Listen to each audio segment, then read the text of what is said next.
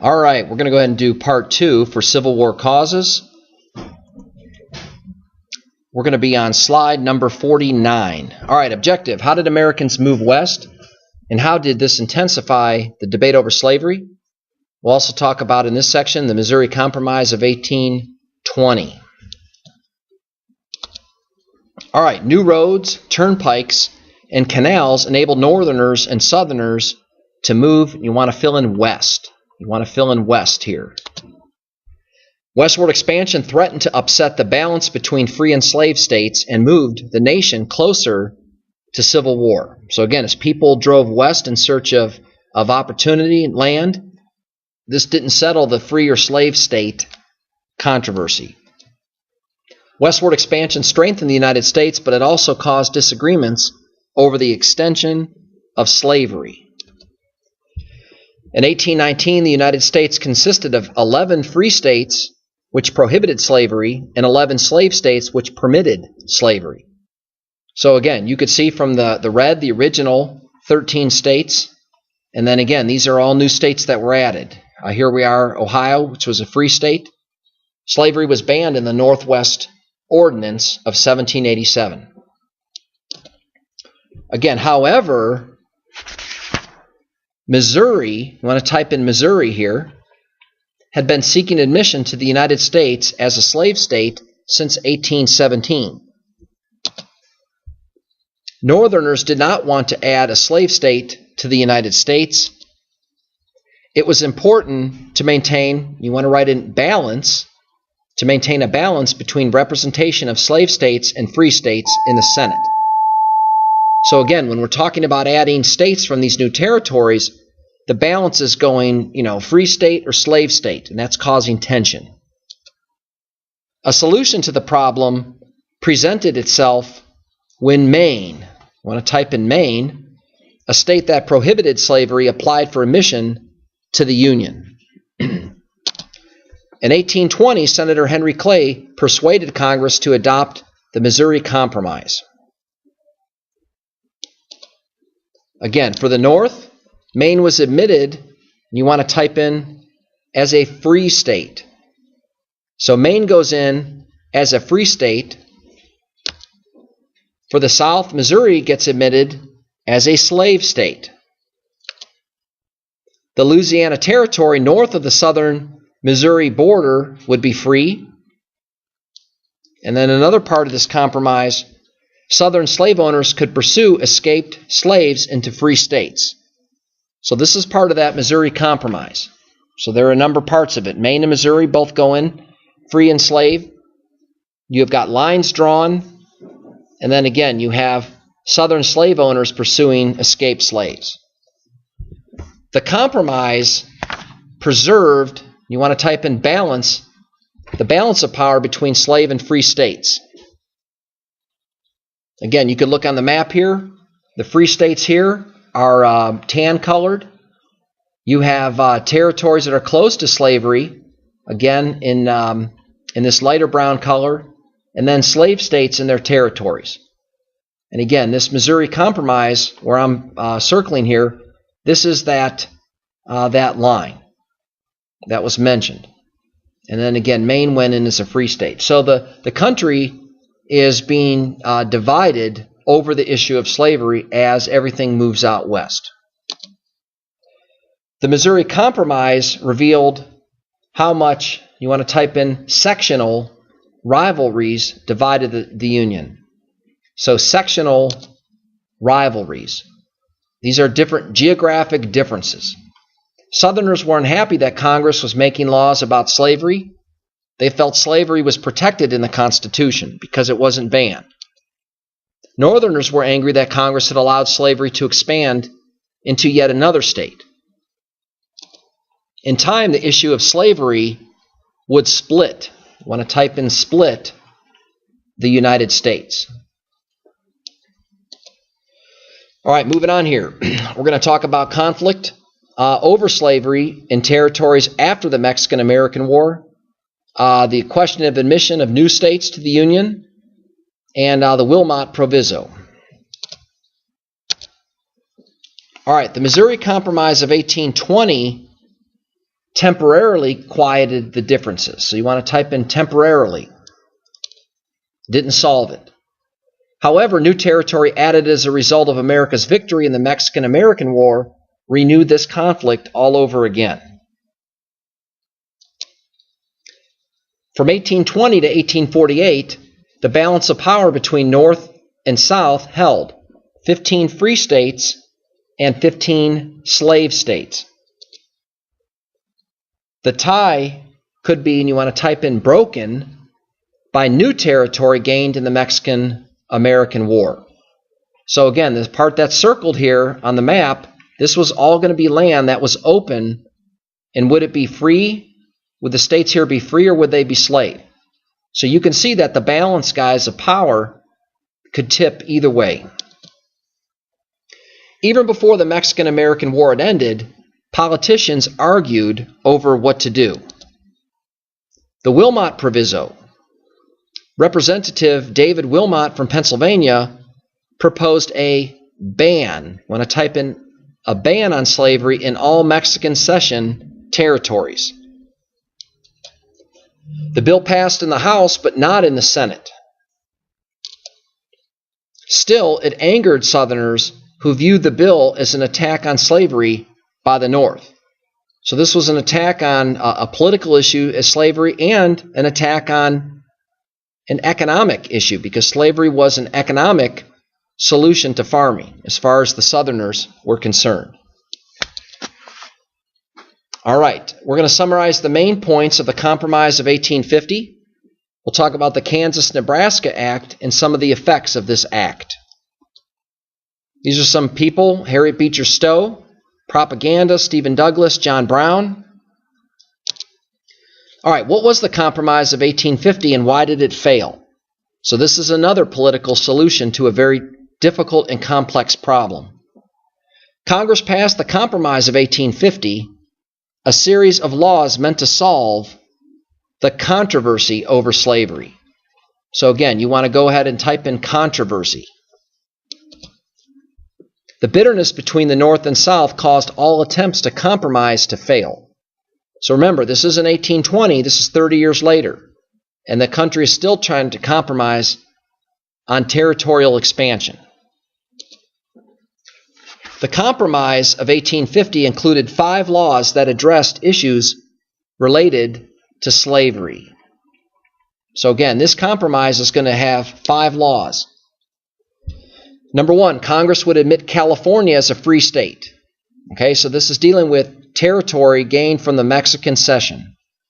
The people of the territories of New Mexico and Utah would decide the slavery question by popular sovereignty. That means the people would decide, not Congress. The slave trade, but not slavery, would be ended in Washington, D.C. So the nation's capital would have no slavery. Okay, or the slave trade would end, not slavery, in the capital. Congress would pass a strict new fugitive slave law, and Texas would give up its claims to New Mexico in return for $10 million. So these are part of the compromises that were found in the issue, Compromise of 1850. President Fillmore signed the compromise into law. Some of the new laws, you want to type in pleased the North and others pleased the South. So it was a compromise. To please the North, California went into the Union as a free state. The slave trade was banned in Washington, D.C. That pleased the North. The South was happy over, you want to type in popular. Popular sovereignty, that's where the people choose. And again, that was used to decide slavery in the rest of the Mexican cession territory. And also there was a tough new fugitive slave law that dealt with escaped slaves. You want to type in here, the Fugitive Slave Act of 1850 allowed officials to arrest anyone accused of being a runaway slave. So again, this was part of that Compromise of 1850. And this is pretty strict.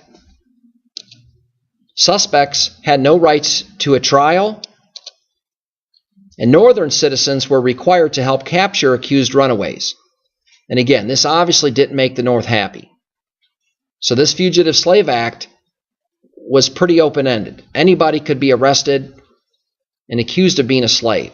So this was very unpopular in the North. Again, slave catchers, you want to type in catchers, would seize fugitives even after many years had passed since their escape.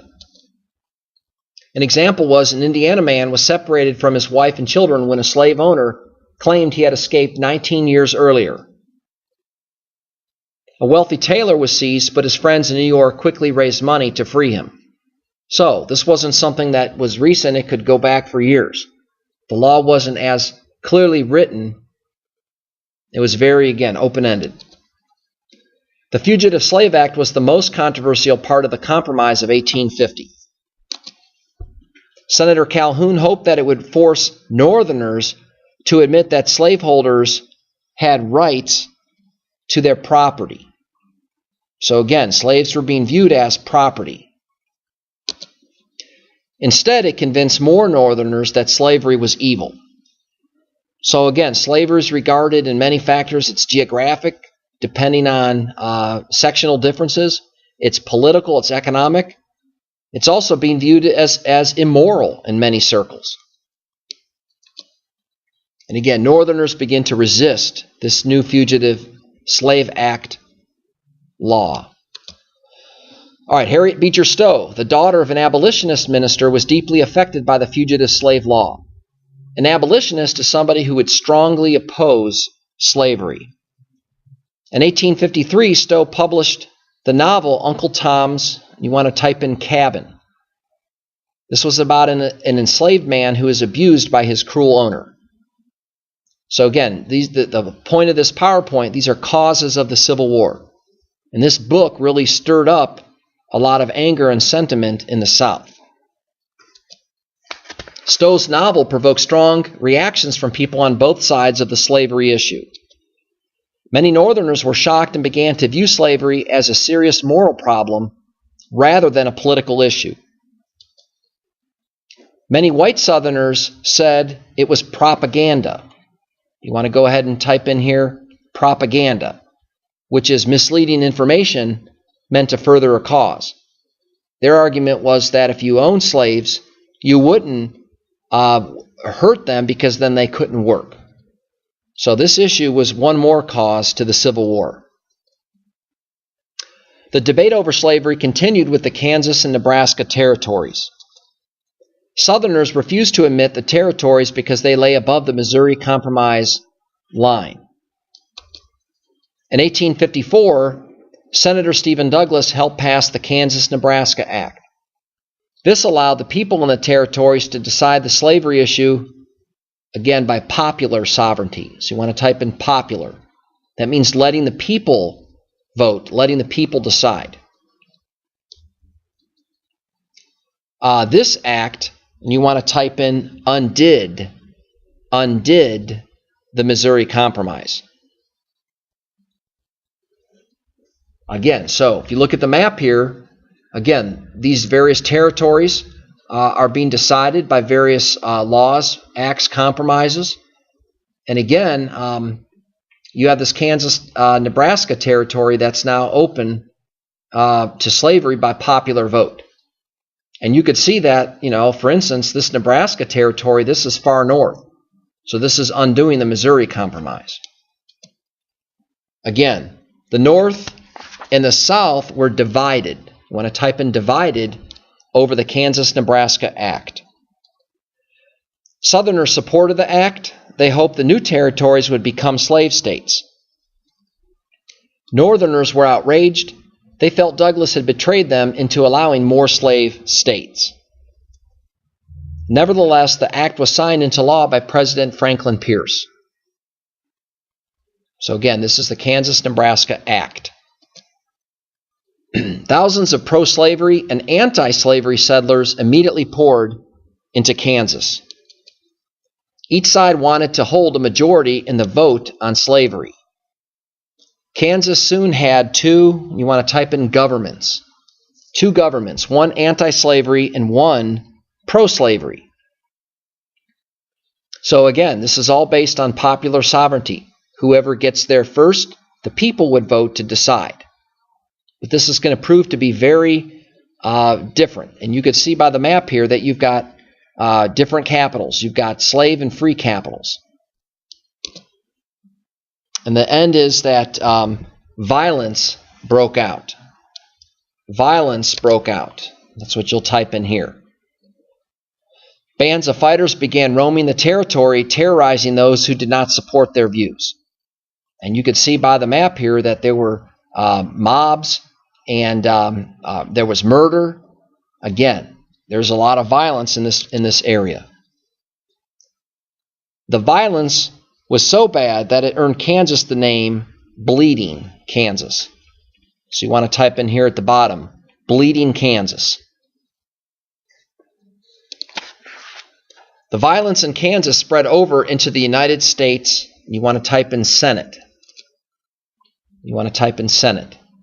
Abolitionist Charles Sumner spoke out against pro-slavery Senator Andrew Butler. Butler's nephew beat Sumner unconscious in the Senate chamber. So again, this is not compromise here.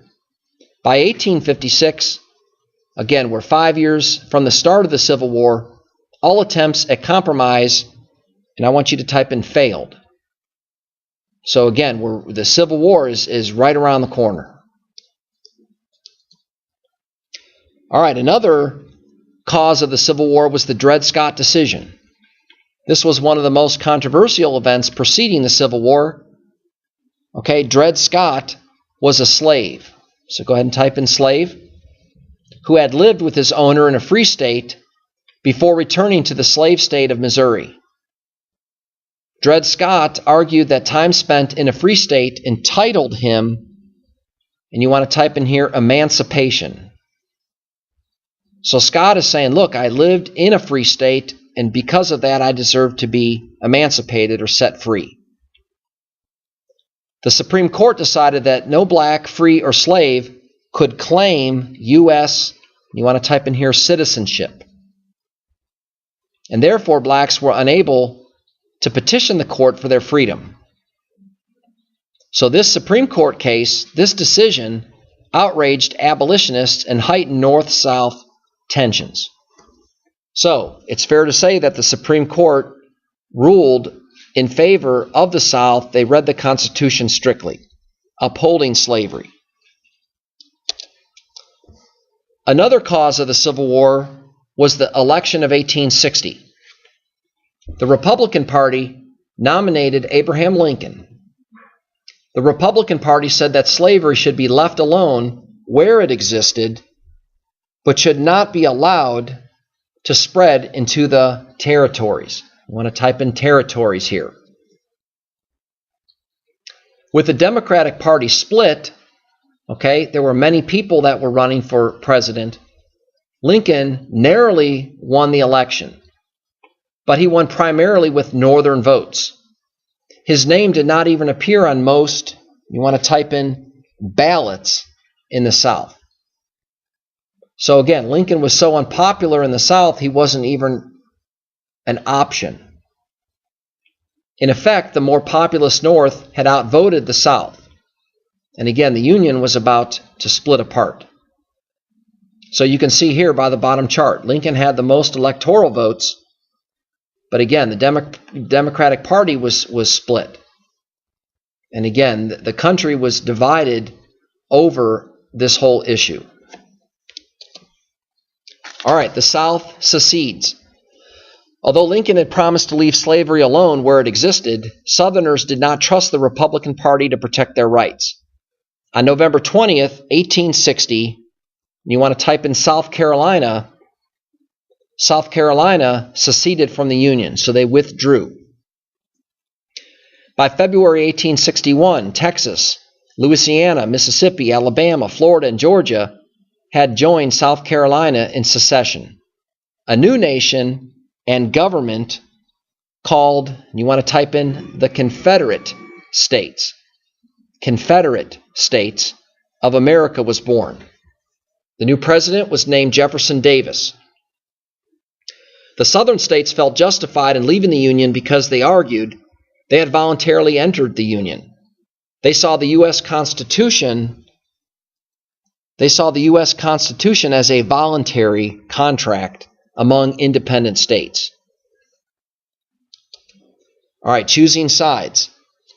4 more states joined the Confederate States of America in April: Virginia, North Carolina, Tennessee, and Arkansas. The capital of the Confederate States was Richmond, Virginia. The border states, you want to type in border, the border states of Missouri, Kentucky, Maryland, and Delaware stayed in the Union, but were divided over which side to support. They played an important part in the war because of their location. You want to type in location. And they would seriously damage the North if they seceded. So again, many of these states, such as Kentucky, Missouri, Maryland, these are slave states, but yet they stayed in the Union.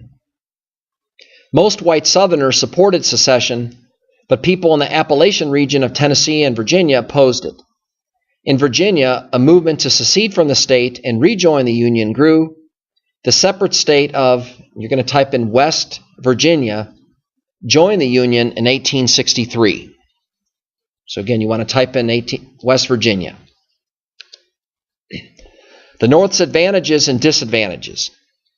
Some of the advantages were the North had a larger population. They had more industry. They had more resources. They had a better banking system. You want to type in banking here. They had more ships. They had regular Navy members who were mostly loyal to the Union. They had a larger and more efficient railway system.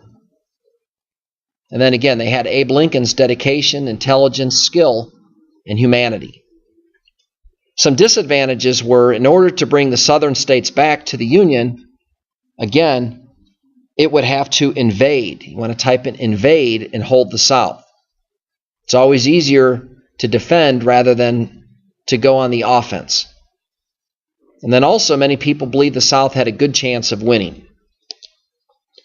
The South's advantages and disadvantages. Some advantages. Strong support for the war from the white population. Again, troops fighting on their own land. You want to type in land. And then finally, superior military leadership, at least at first, with very notable generals such as General Robert E. Lee from Virginia. Some disadvantages that the South had. They had a smaller population. They had few factories, fewer resources, including an inferior railroad system with fewer than half the miles of track and fewer trains than the North. This would make it difficult to transport goods. And then finally, the belief in states' rights that limited a strong, you want to type in central, government's power.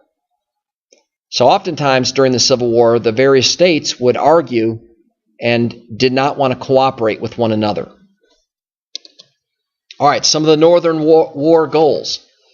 The North at first wanted to bring the Southern states back into the Union and later wanted to also end slavery. The Union's plan had 3 parts. These are 3 main parts. You want to type in blockade. They wanted to blockade Southern ports to prevent supplies from entering and cotton from being exported. Number 2, they wanted to gain control of the Mississippi River to cut Southern supply lines and to split the Confederacy in half. And then finally, to capture Richmond. You want to type in Richmond, the Confederate capital. So 3 main goals of the North. Southern War goals. The South wanted to win recognition as an independent nation so the South could preserve their traditional way of life, including slavery, and reading the Constitution strictly. Its strategy included the following. Number 1, holding on to as much territory as possible until the North, you want to type in tired of fighting, so to play defensive.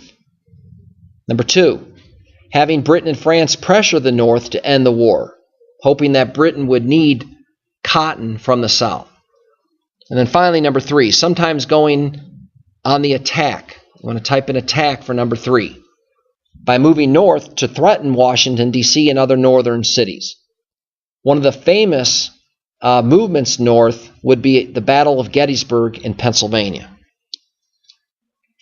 All right, the next 3 slides would be a review from your North, South, and West organizers. I'm not going to read all of them, but I put the answers for each organizer on, again, the next 3 slides. The first is the North. You can review tariff policy, national bank, internal improvements. Again, if you needed to check your answers, you could always pause this video.